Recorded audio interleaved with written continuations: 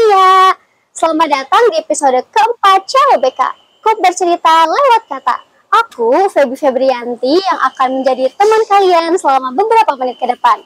Kali ini, kita akan membahas mengenai perjalanan Ketua Umum Kopma Bumi Siliwangi UPI periode 2024-2025. Semoga teman-teman yang mendengarkan ini dalam keadaan baik dan tetap semangat menjalani aktivitasnya. Oke, kayak yang tadi aku udah sampaikan, kita akan mendengarkan kisah dari Ketua Umum Kopma Bumi Siliwangi UPI. Gimana sih Ketua Umum bisa sampai di titik ini dan gimana sih rasanya jadi Ketua Umum? So, akan kita dengarkan ceritanya hari ini. Oke, tanpa berlama-lama lagi, yuk kita sambut Teh Gina. Halo Teh Gina. Halo Feby.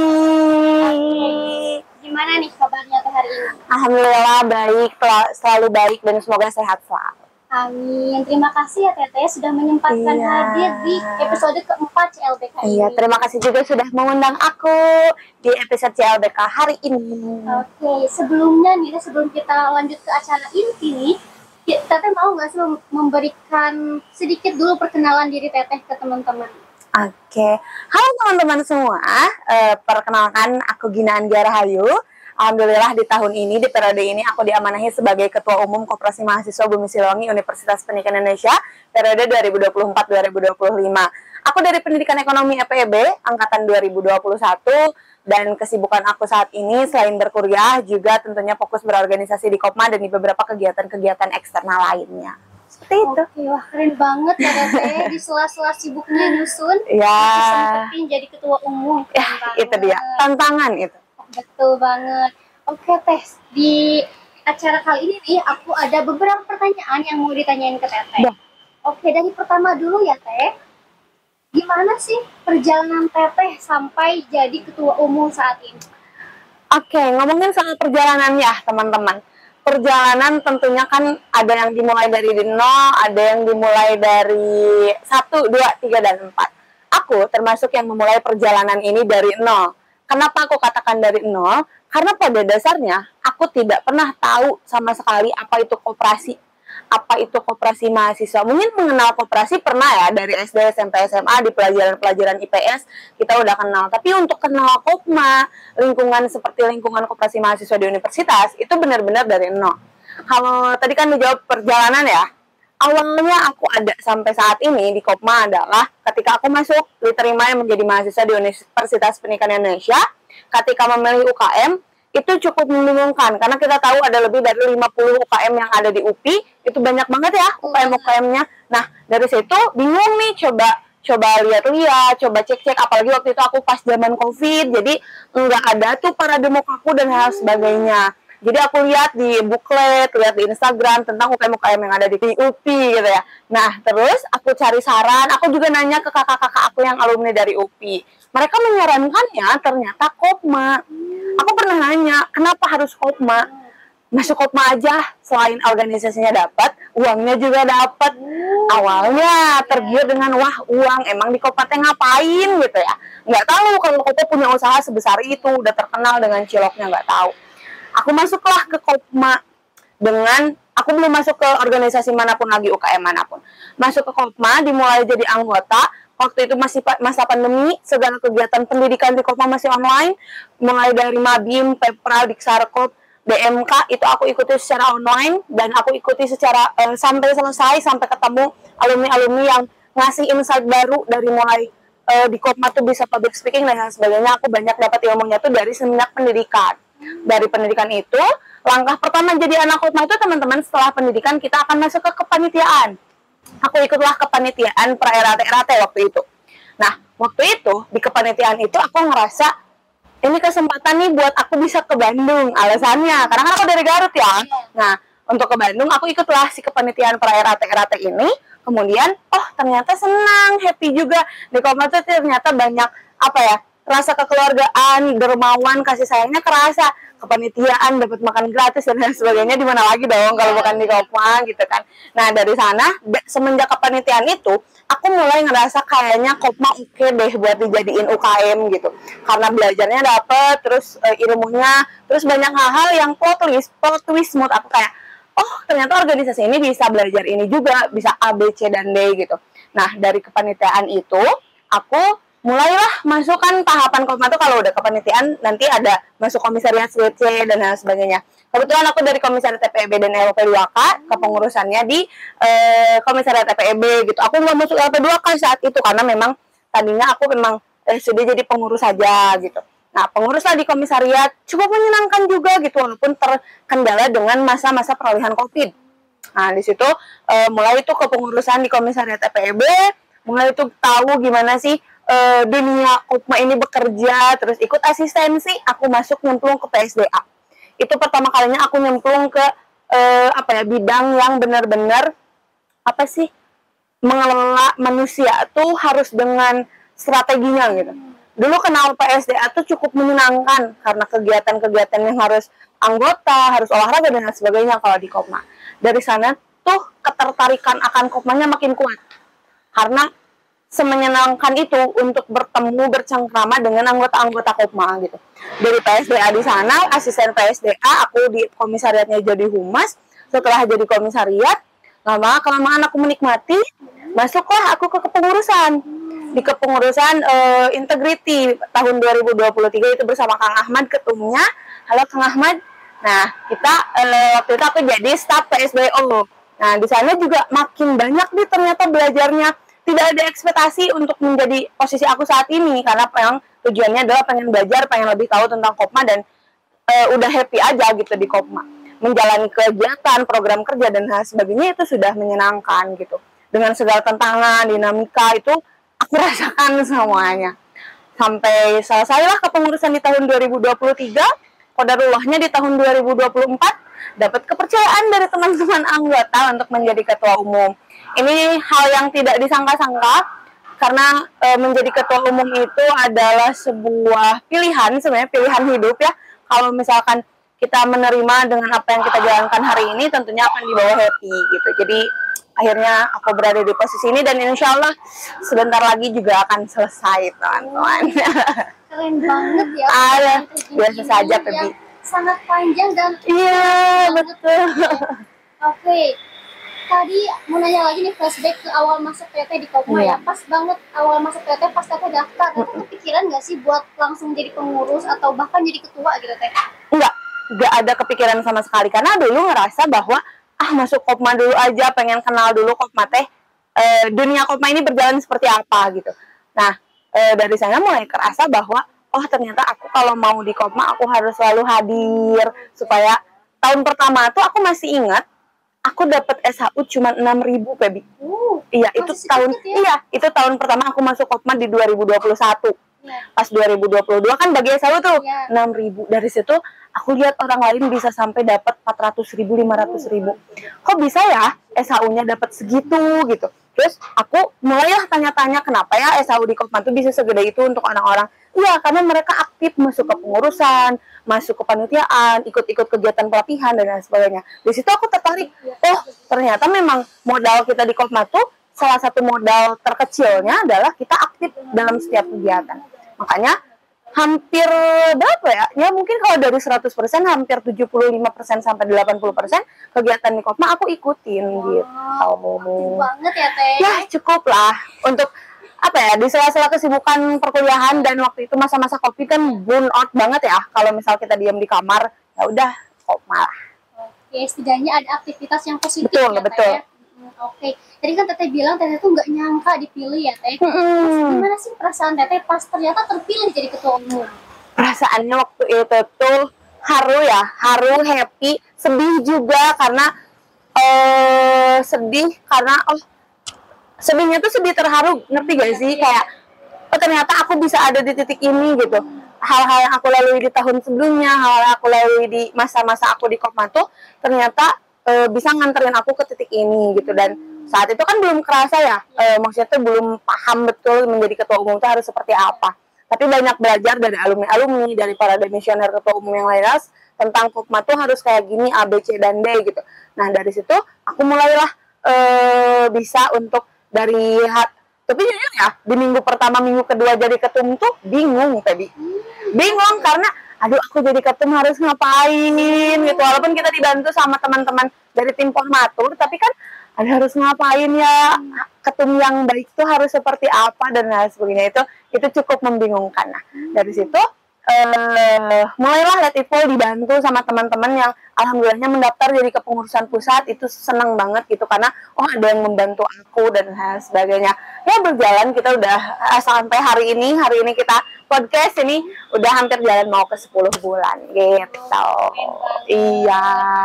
Oke, tadi kan Teteh bilang ini tuh bentar lagi mau selesai ya. Iya. Selama perjalanan yang jauh ini, coba Teh ceritain gimana suka dukanya Teteh jadi ketua umum. Suka dukanya. Kalau dari aku nih ya teman-teman, dinamika berorganisasi itu pasti wah ada suara-suara ya, kita karena suasananya lagi di outdoor juga. Oke. Kalau dinamika mengenai suka duka menjadi ketua umum, gak ada yang gak ada orang yang siap untuk menghadapi hari esok gitu ya. Jadi tentunya kalau prinsipnya adalah yang terjadi kemarin itu jadi pembelajaran baik buruknya, yang terjadi hari ini kita optimalkan sebisa dan sebaik mungkin, dan apa yang akan terjadi di esok hari kita persiapkan sedari hari ini gitu.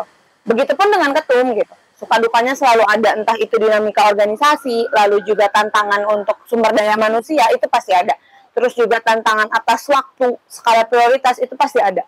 Karena memang aku menyadari sebagai ketua umum dan yang memiliki tim yang segitu banyaknya dengan bidang-bidangnya, aku menyadari bahwa satu orang ini nggak selalu terfokus pada Kopma kan. Mereka punya kesibukan yang lebih utama gitu, yaitu pendidikan. Nah dari situ sih suka duka, tantangannya, challenging-nya adalah gimana caranya untuk mempertahankan orang-orang ini bisa bertahan dengan kultur, dengan sistem pekerjaan yang ada di Kopma. Karena teman-teman harus tahu pekerjaan di Kopma itu atau dinamika berorganisasi di Kopma itu benar-benar dinamika berorganisasi yang mengajarkan kita untuk terjun langsung ke masyarakat atau ke dunia pekerjaan sesungguhnya.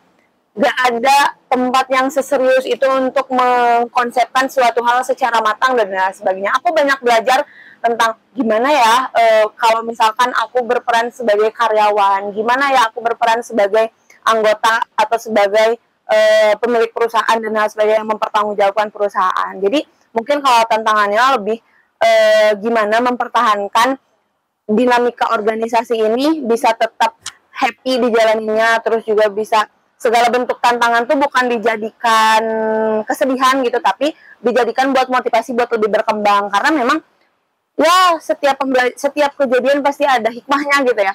Kalau misal ada kegagalan bukan berarti kamu gagal, tapi kalau ada kegagalan berarti akan ada hari-hari atau keberhasilan yang akan datang gitu. Jadi banyak kok selama aku menjabat bersamanya dengan teman-teman, ada yang namanya kegagalan, ada yang namanya ketidaksempurnaan, ada yang namanya miskomunikasi, itu normal gitu.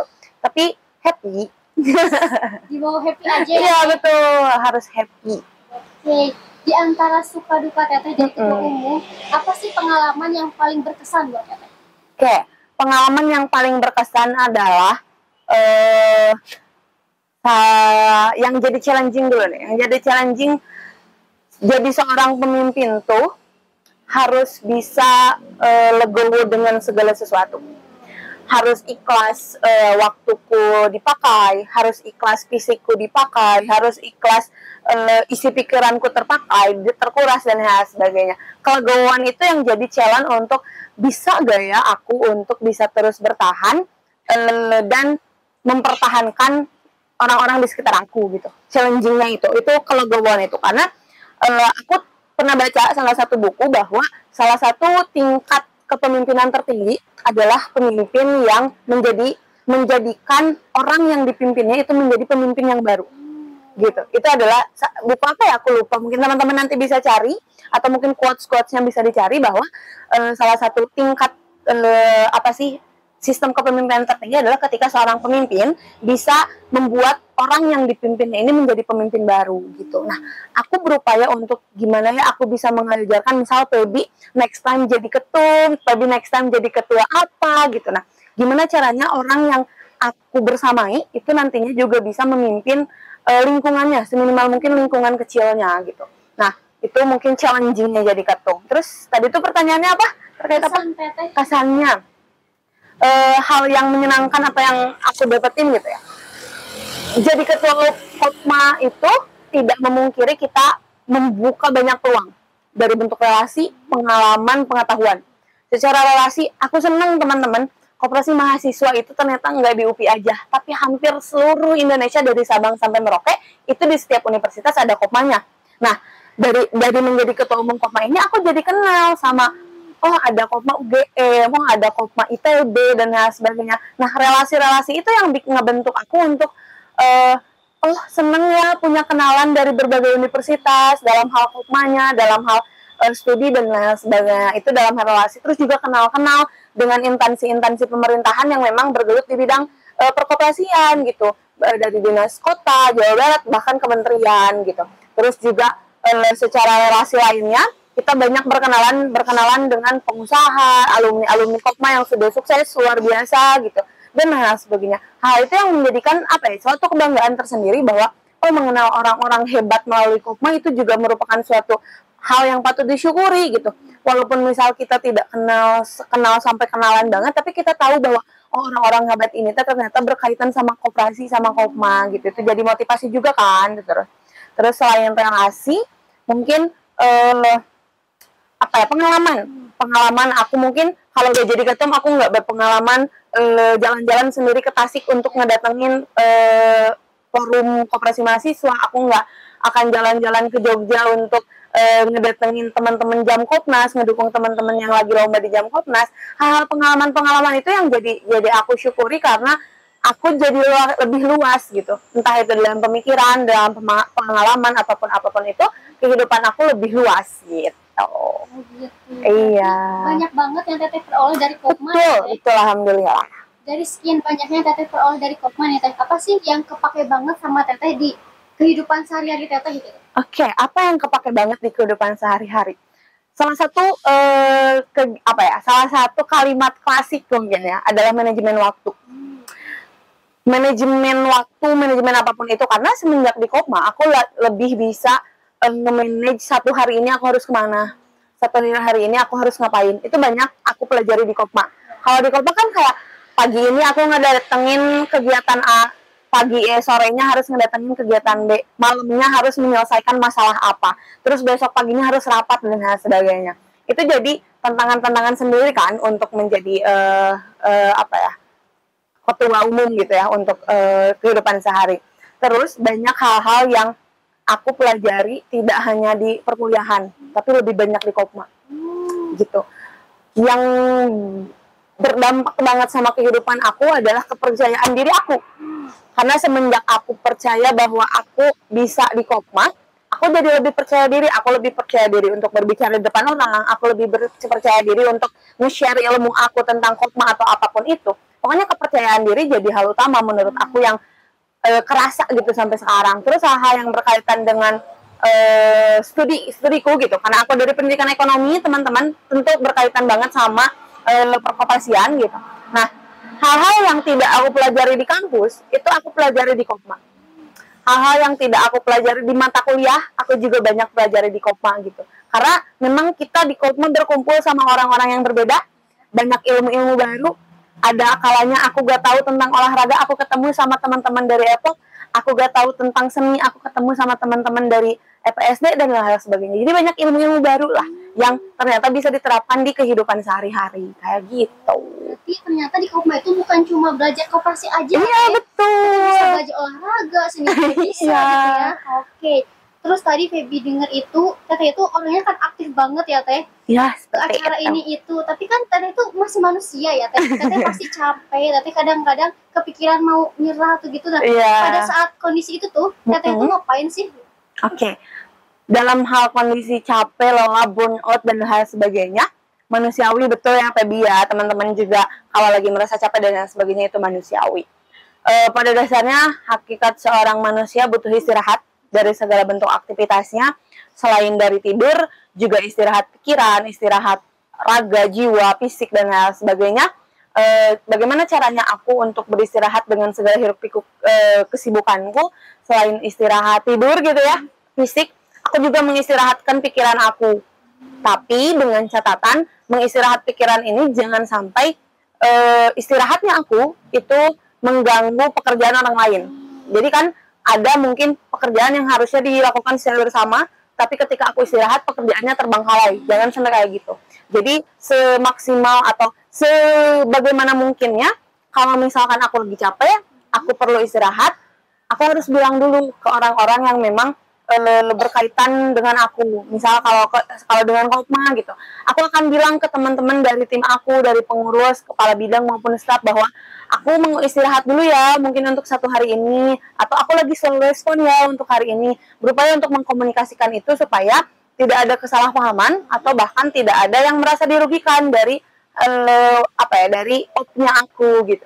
Tapi ya memang, atau mungkin kalau istirahatnya aku jalan-jalan, motor-motoran gitu kan, jajan, healingnya aku kayak gitu.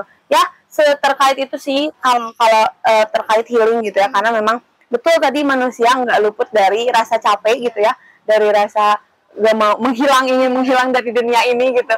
Nah, salah satunya ya itu jalan-jalan sendiri, me time lah ya, me time, lebih kayak gitu sih kalau aku.